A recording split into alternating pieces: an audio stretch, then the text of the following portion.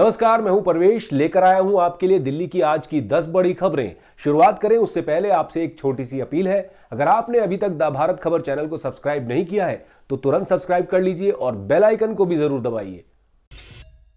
राजधानी दिल्ली में अपराधी बेखौफ होकर वारदातों को अंजाम दे रहे हैं और पुलिस व्यवस्था बेहद कमजोर साबित हो रही है। दिल्ली के शक्तिनगर इलाके में 2 मोटरसाइकिल पर सवार 4 लोगों ने एक व्यक्ति को सरेआम गोली मारकर उससे 5 लाख रुपए लूट लिए।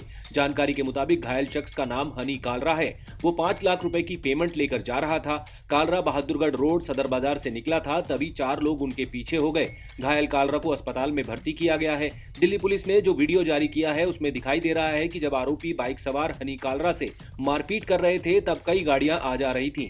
कुछ गाड़ियां रुकी भी, लेकिन बदमाशों के हाथ में पिस्तौल देखकर लोग कालरा की मदद नहीं कर सके। जब तक भीड़ इकट्ठा हुई तब तक बदमाश पैसे लूटकर और कालरा को गोली मारकर मौके से भाग गए। एक युवक ने मंडी हाउस मेट्रो स्टेशन पर मेट्रो ट्रेन के आगे कूदकर आत्महत्या कर ली। दिल्ली पुलिस ने इस घटना की जानकारी दी है। जानकारी मिलने के बाद पुलिस ने मेट्रो स्टेशन का पूरा सीसीटीवी फुटेज खंगाला है, जिसमें पूरी वारदात दिखाई दी है। इसके अलावा पुलिस ने मृतक युवक का पर्स खंगाला, जिसमें एक आईडी कार्ड मिला। इस आईडी कार्ड के जरिए पता चला कि मृतक का नाम रवि था और वो बिहार का रहने वाला था। इस मामले में पुलिस आगे की जांच कर रही है। मंगलवार को भी ऐसा ही मामला सामने आया था। नोएडा के सेक्टर 39 के गोल्फ कोर्स मेट्रो स्टेशन पर 16 साल का नाबालिग दिल्ली मेट्रो के आगे कूद गया था। आनन फानन में सीआईएसएफ और मेट्रो कर्मियों ने घायल को अस्पताल में भर्ती कराया। वहां इलाज के दौरान उसकी भी मौत हो गई। गणतंत्र दिवस के मद्देनजर मेट्रो परिसर में सुरक्षा बढ़ा दी गई है। इसके तहत मेट्रो स्टेशन में प्रवेश के दौरान होने वाली सुरक्षा जांच भी कई जगहों पर 2 बार की जा रही है। किसी भी यात्री पर शक होने पर दोबारा बारीकी से जांच की जा रही है। दिल्ली मेट्रो रेल कॉर्पोरेशन ने यात्रियों को सलाह दी है कि यात्रा के दौरान सुरक्षा जांच में अतिरिक्त समय लग सकता है। ऐसे में किसी भी सफर पर रवाना होने से पहले अतिरिक्त समय लेकर चलें। मेट्रो स्टेशन और बाहर भी सुरक्षा और सतर्कता के लिहाज से घोषणाएं की जा रही हैं। दिल्ली में गणतंत्रता दिवस के रिहर्सल को देखते हुए दिल्ली ट्रैफिक पुलिस ने एडवाइजरी जारी की है। ट्रैफिक पुलिस ने बताया है कि कर्तव्य पथ पर परेड की रिहर्सल को लेकर 18, 20 और 21 तारीख को सुबह 10:15 से लेकर दोपहर 12:30 तक रास्ते प्रभावित रहेंगे। ट्रैफिक पुलिस का अनुरोध है कि लोग इन रास्तों पर आने से बचें और ट्रैफिक नियमों का भी पालन करें। ट्रैफिक पुलिस ने उत्तर से दक्षिण दिल्ली और इसके विपरीत आने के लिए रिंग रोड यानी Sarai Kale Khan, IP flyover, Rajghat, Lajpat Nagar Marg, Mathura road, Bhairon road, ring road, Prithviraj road, Rajesh Pilot Marg, Subramaniam Bharti Marg, Mathura road, Bhairon road, ring road, Barfkhana Azad market, Rani Jhansi flyover, Panchkula road, Hanuman Murti, Vande Mataram Marg, Dhaula कुआं का इस्तेमाल करने का सुझाव दिया है। दिल्ली सरकार बनाम एलजी मामले में अफसरों के ट्रांसफर पोस्टिंग पर अधिकार किसका, इस विवाद पर सुप्रीम कोर्ट ने फैसला सुरक्षित रखा है। दोनों पक्षों की दलील सुनने के बाद 5 जजों की संविधान पीठ ने 5वें दिन सुनवाई के बाद फैसला सुरक्षित रखा। विधान पीठ को यह तय करना है कि दिल्ली में नौकरशाहों की ट्रांसफर पोस्टिंग का अधिकार किसका है, दिल्ली सरकार का या उपराज्यपाल के जरिए केंद्र का। अपनी दलील को खत्म करते हुए दिल्ली सरकार के वकील अभिषेक मनु सिंघवी ने कहा कि यहां ऐसी तस्वीर पेश की जा रही है कि राष्ट्रीय राजधानी को हाईजैक किया जा रहा है। समस्या यह है कि दूसरा पक्ष संसद की तुलना केंद्र सरकार से कर रहा है। संसद कोई भी कानून बना सकती है, लेकिन यहां अधिकारियों को लेकर एक नोटिफिकेशन का मामला है।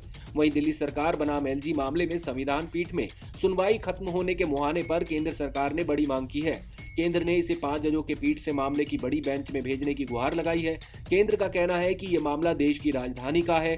ऐसे में इसके महत्व को देखते हुए मामले को बड़ी बेंच में भेजा जाए और दिल्ली को अराजकता के हवाले न किया जाए। हालांकि सुप्रीम कोर्ट ने कहा कि केंद्र सरकार ने इस मामले में पहले बहस क्यों नहीं की। दिल्ली सरकार ने भी इसका विरोध किया कि बार बार राजधानी का नाम लेकर ये नहीं किया जा सकता। हालांकि सुप्रीम कोर्ट ने केंद्र को इस संबंध में लिखित दलीलें देने की इजाजत दे दी। दिल्ली के रिठाला से आप विधायक मोहिंदर गोयल ने सदन में रिश्वत में मिली नोटों की गड्डियां दिखाई। विधायक ने पूरा मामला बताते हुए कहा कि बाबा साहेब अंबेडकर अस्पताल में नर्सिंग समेत कई पदों पर भर्ती के लिए टेंडर निकला है। इसमें बड़े स्तर पर पैसों की उगाही होती है। आप विधायक ने कहा कि अस्पताल में अलग अलग पदों पर भर्ती के लिए सरकार का क्लॉज है कि 80% पुराने कर्मचारियों को रखना है, लेकिन ऐसा नहीं होता। इसमें बड़े स्तर पर उगाही होती है। नौकरी हो जाने के बाद भी कर्मचारियों को पूरे पैसे नहीं मिलते। ठेकेदार उनमें से बहुत पैसे खुद ले लेते हैं। कर्मचारी इस मामले को लेकर अस्पताल में स्ट्राइक पर बैठे, वहां उनके साथ मारपीट हुई।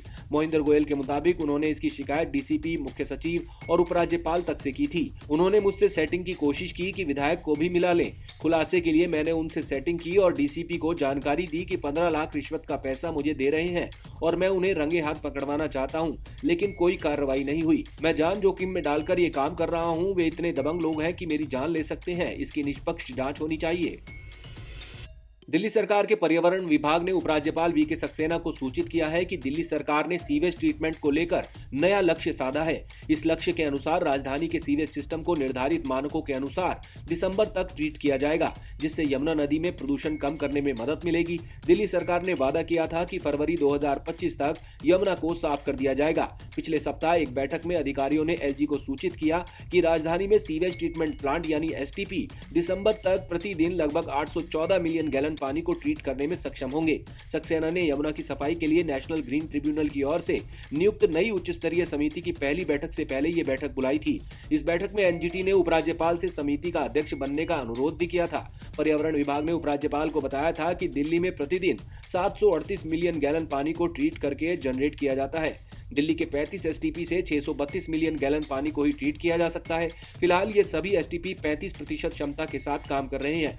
अधिकारियों ने कहा कि ट्रीट किया गया वेस्ट वाटर का केवल 160.5 एमजीडी पानी ही निर्धारित मानकों के अनुरूप होता है। एक अधिकारी ने कहा कि 18 मौजूदा एसटीपी के अपग्रेडेशन से क्षमता 93.2 एमजीडी बढ़ सकती है। साथ ही 3 मौजूदा एसटीपी के पुनर्वास से 70 एमजीडी की क्षमता और जुड़ जाएगी। ओखला, दिल्ली गेट और सोनिया विहार में 3 एसटीपी के निर्माण से ट्रीटमेंट क्षमता में 47 एमजीडी की वृद्धि होगी और 40 विकेंद्रीकृत सीवेज ट्रीटमेंट प्लांट बाकी 92 एमजीडी का इलाज करने में सक्षम होंगे। दिल्ली की एसडीए मार्केट के पास एक दर्दनाक हादसा हो गया। यहां एक बेकाबू कार ने सड़क पार कर रहे आईआईटी के 2 छात्रों को टक्कर मार दी। हादसे में एक छात्र की मौत हो गई जबकि एक छात्र घायल हो गया। मंगलवार रात 11:15 के करीब आईआईटी दिल्ली के गेट नंबर 1 के पास ये दुर्घटना हुई है। हादसे में घायल 30 साल के अशरफ नवाज खान की इलाज के दौरान सफदरजंग अस्पताल में मौत हो गई और 29 साल के अंकुर शुक्ला का साकेत के मैक्स अस्पताल में इलाज चल रहा है। उनके पैर में फ्रैक्चर है। दोनों आईआईटी दिल्ली के सामने एसडीए मार्केट में एक रेस्टोरेंट में खाना खाने के बाद सड़क पार कर रहे थे। इस दौरान नेहरू प्लेस की ओर से आ रही एक कार ने दोनों को टक्कर मार दी। कार कुछ दूरी पर दुर्घटनाग्रस्त हालत में लावारिस हालत में पड़ी मिली। दिल्ली पुलिस के मुताबिक मृतक अशरफ नवाज खान और घायल अंकुर शुक्ला दोनों आईआईटी में पीएचडी के छात्र हैं। दुर्घटना स्थल से कुछ दूरी पर लावारिस हालत में कार मिली है। चालक की पहचान कर ली गई है। अगर आप चेन वाला लगेज लेकर दिल्ली एयरपोर्ट से फ्लाइट पकड़ रहे हैं तो सावधान हो जाइए, क्योंकि हो सकता है कि आपके लगेज में रखा कीमती सामान चोरी हो जाए। जी हां, दिल्ली एयरपोर्ट पर यात्रियों के लगेज से होने वाली चोरियों के आंकड़े सामने आए हैं। इसमें पता लगा है कि चोरियां तो हर तरह के लगेज से की गई, लेकिन सबसे अधिक चोरियां चेन वाले लगेज से हुई। इनमें वे लगेज भी थे जिनकी चेन बंद करके उनमें लॉक भी लगाया गया था। दिल्ली एयरपोर्ट के डीसीपी रवि कुमार सिंह ने बताया कि दिल्ली एयरपोर्ट के तीनों टर्मिनलों T1, T2 और T3 पर पिछले साल यात्रियों के लगेज से चोरी होने के 57 मुकदमे दर्ज किए गए।